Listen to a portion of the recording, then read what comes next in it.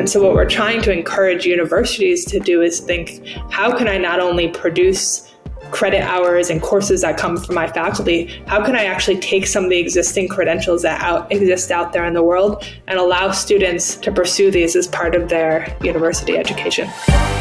Welcome to Virtually Live, the podcast. Every week, we'll get into the latest and greatest in marketing, and specifically event marketing, audience engagement, and brand experience. To guide us through that, we've invited event professionals and marketing leaders from various industries. In this week's episode, join Courseras Senior Director, Solutions Strategy and Enablement, Sam Thompson, as he talks to Leah Belsky, Chief Revenue Officer at Coursera, about the ever-evolving world that is education and how it can happen anywhere with almost anyone. Let's go.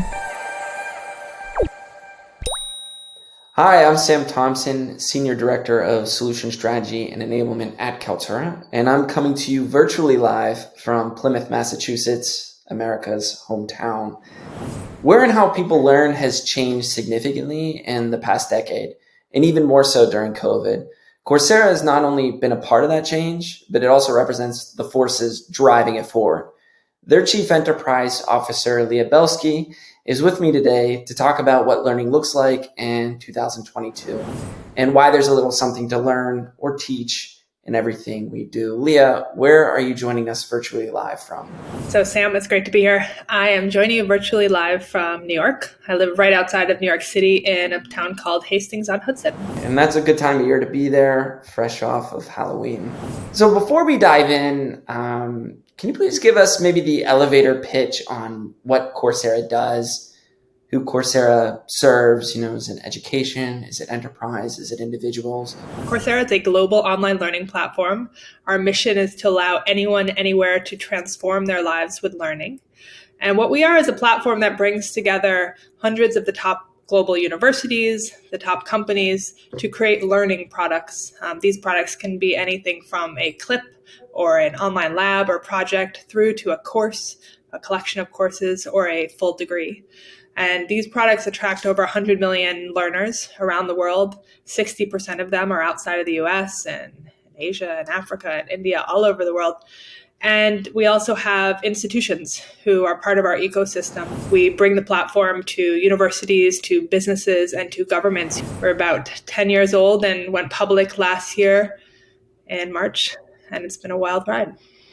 Your industry, which I'll call the education industry, maybe you'll have a difference of opinion on where you all stand, is one that took a major hit during COVID.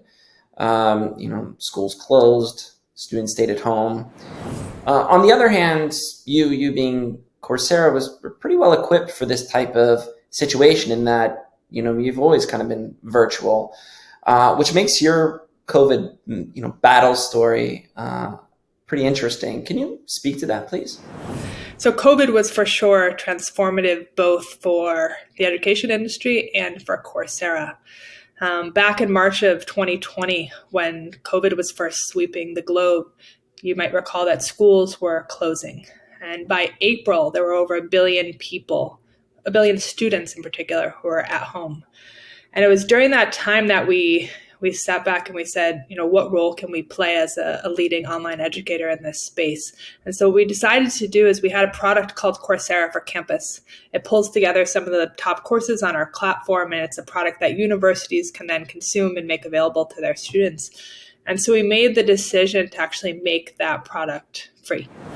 We decided to do it because it was clear that this was a product that the world needed at that time. And within months, if not weeks, we had millions of students learning online. We had 17% of the global higher education community institutions suddenly working off the Coursera platform in an industry which before COVID had less than 1% of budgets being spent on digital technologies. Suddenly, digital technologies and technology at large was the answer to keeping the business going. How do we keep students learning? How do we enable our professors to teach online? How do we actually bring our students together as a community? And how do we actually step back and think, if they are going to continue learning, what should they learn so that the time they spend will have a return and will actually help them get a job when they graduate? That's incredible, firstly, and a really amazing decision. A lot of universities that we spoke with, the pre-pandemic, there was a lot of kind of pushback or reticence about kind of offering online programs. During the pandemic, it kind of broke away some of the fear of going online and offering, high quality virtual education. It's amazing that you're able to take a part and a leadership role in that. I know a big part of the Coursera business is working with enterprise. That's one of the largest growth segments that you have. So how did that evolve in terms of an education sense in your work with enterprise? You might remember that when everyone went home, CEOs and CHROs were concerned with two things. One, how do I keep people engaged?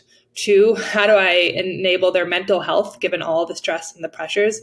And three, how do I retain workers? And so we actually put together something called the Coursera Employee Response Initiative. And what it was a collection of about 100 courses that were really focused on those things, on resilience, on managing virtual teams, on managing through crisis, positive psychology, well-being. Soon during that time, one of our top courses on the platform is actually a course called The Science of Well-Being.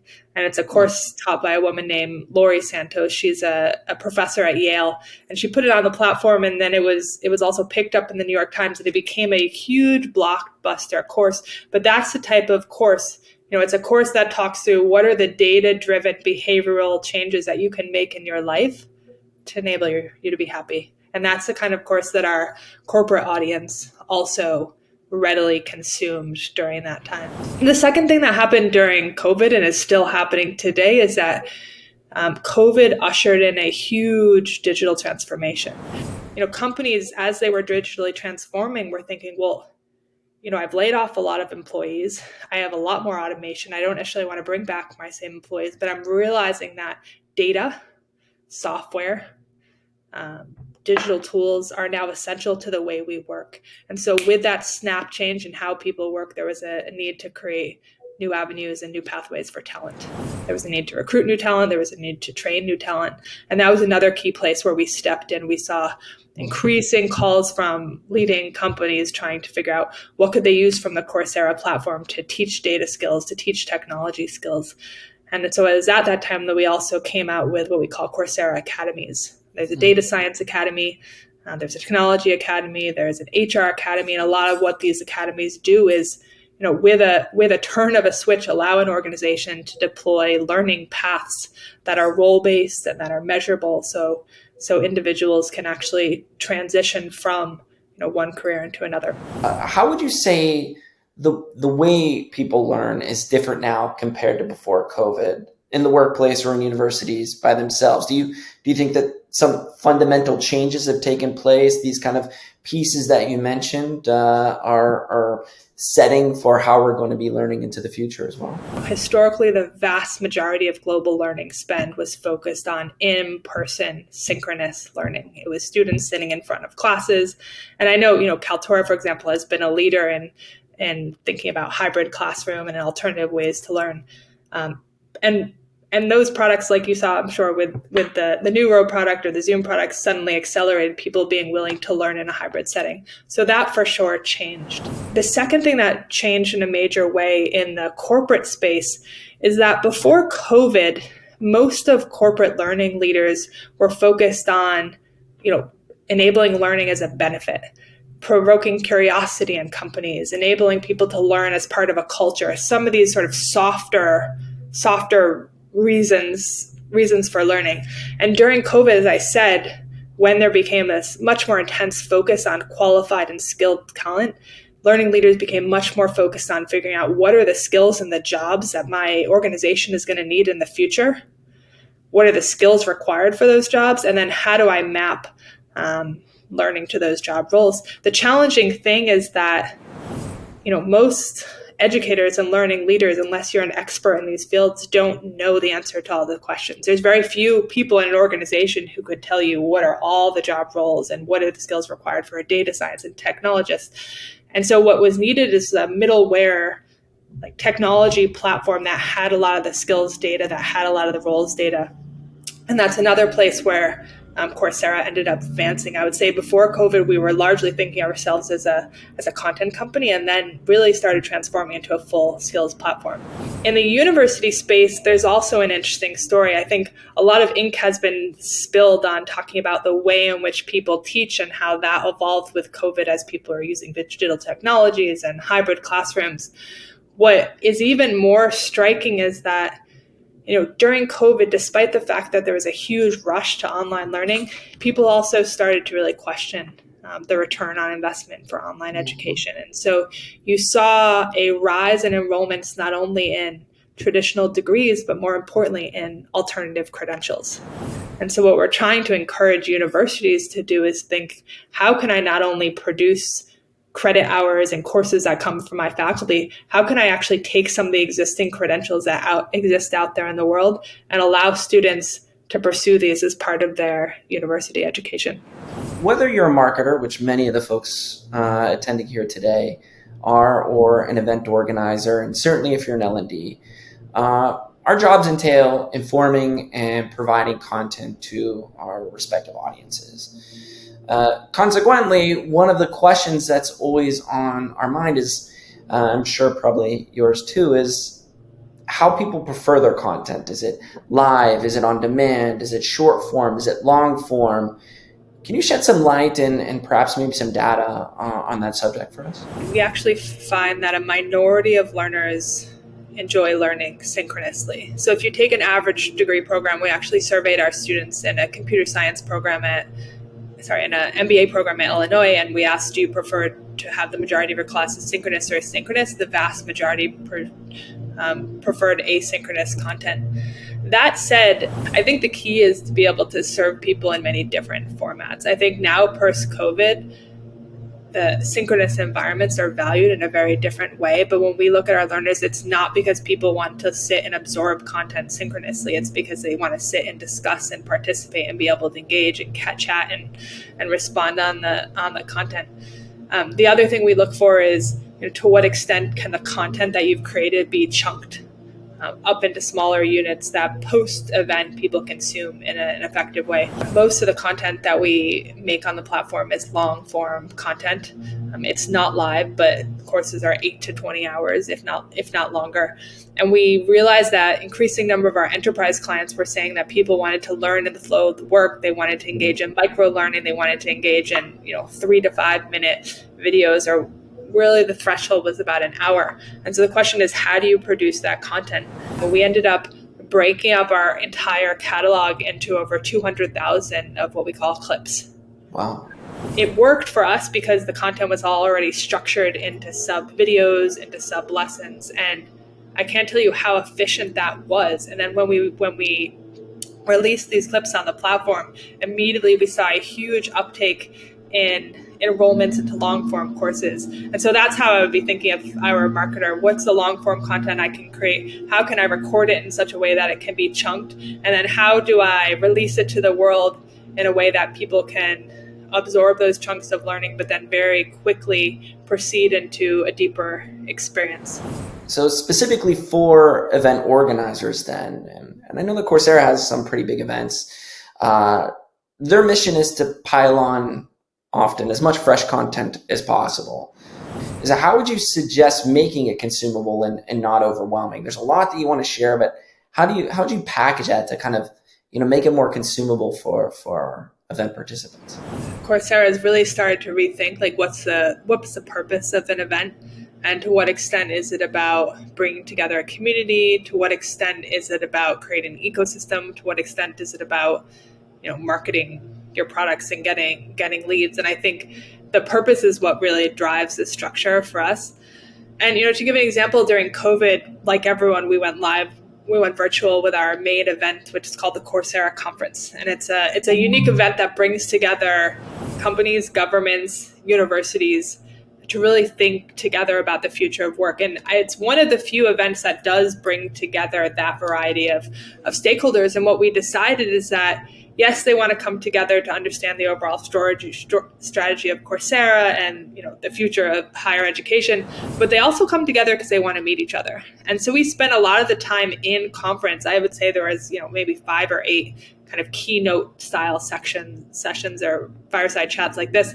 But the vast majority of the conference was actually design workshops where we put out problems or big challenges for groups of people, and then through Zoom had different types of facilitations or discussions. So the conference was there for people who wanted to meet and network and connect in a way that many people were lacking in COVID. And then from a post-conference strategy, I think we took the strategy that I described before, which was structuring our keynotes in ways that they could be chunked up into future modules for the marketing engine. Another thing online education and virtual events share, unfortunately, is high attrition rates. Certainly part of that is because we're trying to go for cast as wide a net as possible, yeah. Right? We're making it cheap. We're making it super easy to sign up. But conversely, as a result, the commitment is less for our participants. So it's easy to sign up, but it's a lot harder to follow through or complete something. How do you keep people engaged in any case, if this is through online learning, virtual events, to make sure that, once they sign up, you want to get them through? How are some different strategies around that? So on the learning side, driving learning engagement is a problem that teams have worked on for ages. And I think we've deployed a number of different tactics in the platform and then other tactics with our companies. So in the platform, you'll see various forms of gamification. To give you an example, in the Enterprise Learner platform, we recently, about a year ago, released something called skill sets, where as a learner learns, they can actually see something. It looks a bit like a recipe label, and you can see your progress against certain skill scores. And we found that when people were using skill sets, they were spending significantly more time learning because they had a sense of progress. It wasn't just about completing something. They were able to immediately see the return on what they were doing, and it was measurable. The other thing we've spent a lot of time thinking through is how we communicate and nudge learners through their journey, and when they come back to the learning platform, how we present it to them. So, years ago, if you came to Coursera and you started a course and you didn't continue it the next day, next time you signed in, everything would say overdue. Now you just jump back in wherever you are and you can continue with the cohort. But I think these type of behavioral presentations of learning make a big difference.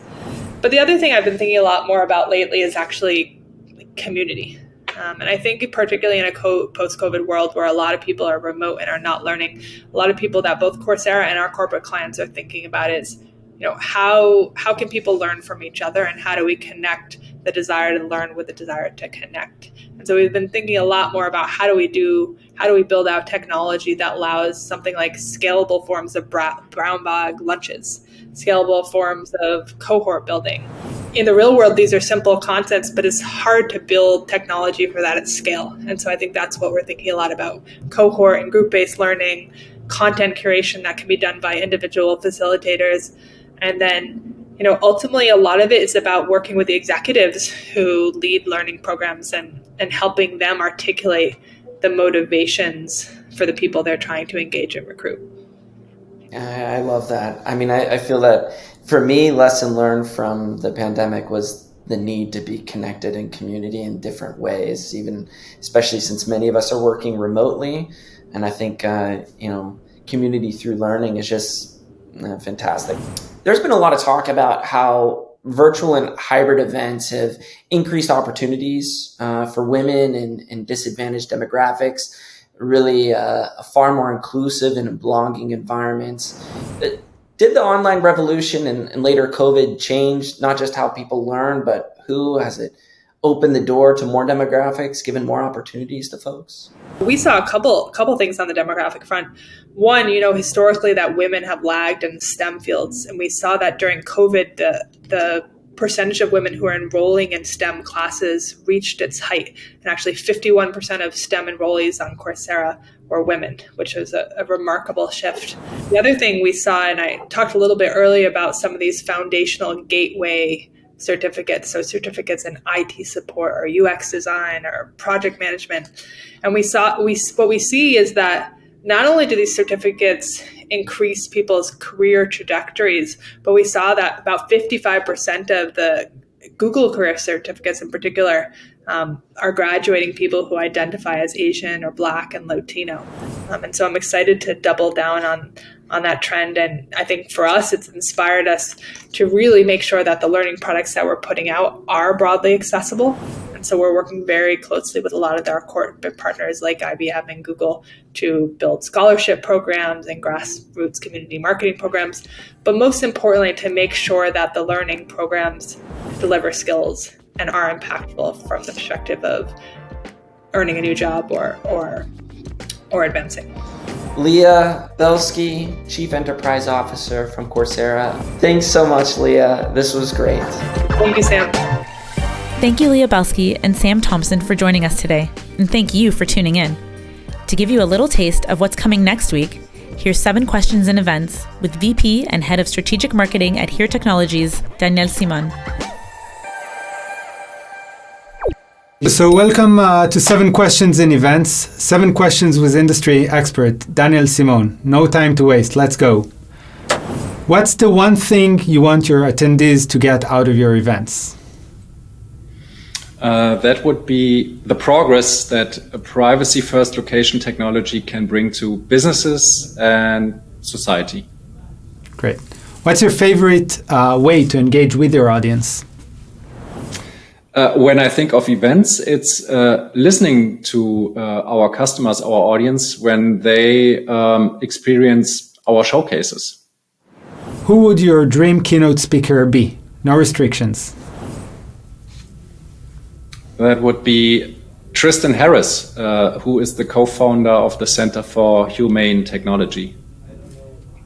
Which trend in virtual events are you most looking forward to? The return to more in-person events and making them intelligently hybrid. So best of both worlds. What's an event marketing pitfall people should watch out for?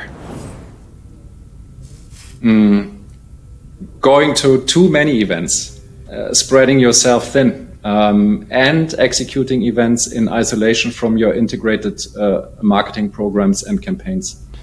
Full agreement on that. What's your go-to source for personal development info in terms of events and marketing? Nothing particular. I rely on my team, our agency, and also my peers. Shout out another event professional. Okay, that must go out to my experienced marketing team at Here Technologies, under the lead of Peter Preuss, and also the Munich-based team of the agency Jack Morton that we are working with. So really grateful for that partnership and also thankful for the work that my team is doing. Daniel Simon, VP and Head of Strategic Marketing at Here Technologies. Thank you so much for your inspiring insights. Hope to see you around in the upcoming events. Thanks for having me. Thank you, Roy.